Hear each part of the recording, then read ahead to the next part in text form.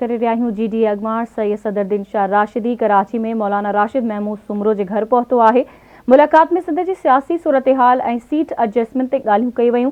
ॿिन्ही अॻवाननि जे विच में 90% सीटुनि ते इतफ़ाक़ कयो वियो, जॾहिं त 10% सीटुनि ते मुशावरत बाद फाइनल कयो वेंदो।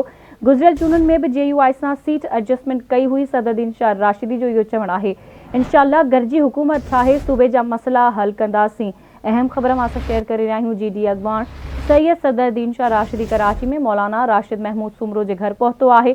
मुलाक़ात में सिंध जी सियासी सूरत हाल ऐं सीट एडजस्टमेंट ते ॻाल्हियूं कई वयूं आहिनि। ॿिन्ही अॻवाननि जे विच में 90% सीटुनि ते इतफ़ाक़ कयो वियो, जॾहिं त 10% सीटुनि ते मुशावरत बाद फाइनल कयो वेंदो। गुज़िरियल चूंडुनि में बि JUI सां सीट एडजस्टमेंट कई हुई। सदरुद्दीन शाह राशिदी जो इहो चवणु आहे, इंशाअल्लाह गॾिजी हुकूमत ठाहे सूबे जा मसइला हल कंदासीं। GD अॻवान जो इहो चवणु आहे। तफ़सील मालूम कंदासीं। असां सां लाइन ते मौजूद आहे कराची में आवाज़ न्यूज़ रिपोर्टर राजा असगर सुमरो। जी राजा असगर।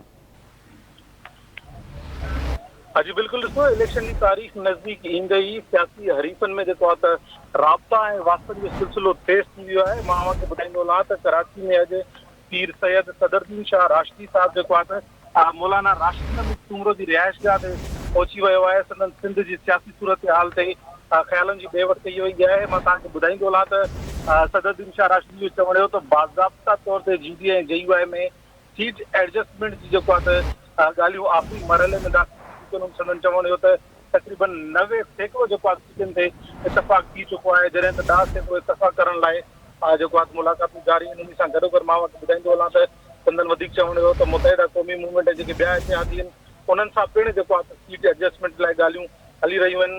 सदरुद्दीन शाह राशिदी जो इहो चवण हो त सिंध अंदरि जेको आहे पीपुल्स पार्टी खे टफ टाइम ॾियण जे लाइ हिन भेरे जेको आहे सगारो इतिहाद जुड़ी वियो आहे, जंहिंमें जेके सियासी सघ रखंदड़ सुठी साख रखंदड़ जेके अॻवान आहिनि उहे GD समेत ॿिया जेके इतिहादी आहिनि उहे उन्हनि सां मुतहिद थी विया आहिनि ऐं ईंदड़ इलेक्शन में उहे पीपुल्स पार्टी खे टफ करण जी बात जी।